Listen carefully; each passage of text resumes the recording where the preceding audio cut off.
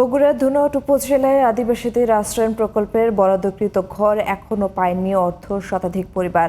আর যারা ঘর পেয়েছেন তাদের ঘরও বসবাসের অনুপযোগী হয়ে পড়েছে। তবে এসব ঘর নির্মাণে সাবেক উপজেলা নির্বাহী কর্মকর্তা সঞ্জয় কুমার মহন্তের বিরুদ্ধে টাকা আত্মসাৎ সহ নানা অনিয়মের অভিযোগ স্থানীয়দের। বগুড়ার প্রতিনিধি মাহবুবা পারভিনের তথ্য ছবিতে যেমন আশরাফের রিপোর্ট। বগুড়ার ধুনট উপজেলায় প্রধানমন্ত্রীর কার্যালয় থেকে মুজিব শতবর্ষের উপহার ও আদিবাসীদের আশ্রয়ণ প্রকল্পের আওতায় 4 ধাপে 399টি ঘর নির্মাণের জন্য 7,93,91,91,000 টাকা বরাদ্দ দেওয়া হয়। তবে সেই ঘরের মালিকানা এখনো মেলেনি অর্ধ শতাধিক পরিবারের। তালাবদ্ধ অবস্থায় পড়ে রয়েছে অসংখ্য ঘর। গেছিলাম, টিয়না গাছেও গেছিলাম, নেতারও কাছেও গেছিলাম, সবার কাছে গেছিলাম, বহুবার গেছি, পাইনি।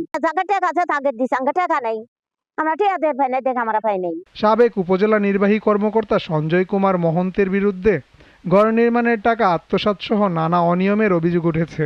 নির্মাণ কাজে নিম্নমানের সামগ্রী ব্যবহার করায় এরই মধ্যে খসে পড়ছে ঘরের প্লাস্টার, দেয়ালে ধরেছে ফাটল, জানালা দরজা ভেঙে বসবাসের অনুপযোগী হয়ে পড়েছে ঘরগুলো। এই ঘরটা ফেটে ফুটে গেছে, আমি 4 বছর হলে এরকম করে আসছি, সমস্যা ফেটে ফুটে শেষ হয়ে গেছে। তাহলে সেই ঘরের দাম কি বেড়ে থাকবো? সে ঘর দিয়ে ফেটে গেছে, কাগজপাতি পাইনি আমি।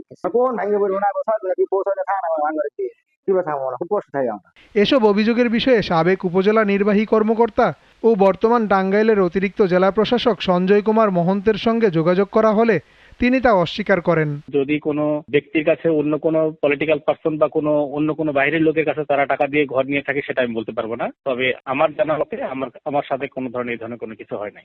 আশ্রয়ণ প্রকল্পের ঘরগুলো পরিদর্শন শেষে দুর্নীতি দমন কমিশনে রিপোর্ট পাঠানোর কথা জানান দুদকের বগুড়া জেলা কার্যালয়ের সহকারী পরিচালক। আমরা আশ্রয়ণ প্রকল্পের সংশ্লিষ্ট রেকর্ডপত্র যাচাই বাছাই পূর্বক আমরা শীঘ্রই কমিশন বরাবর একটি প্রতিবেদন দাখিল করব।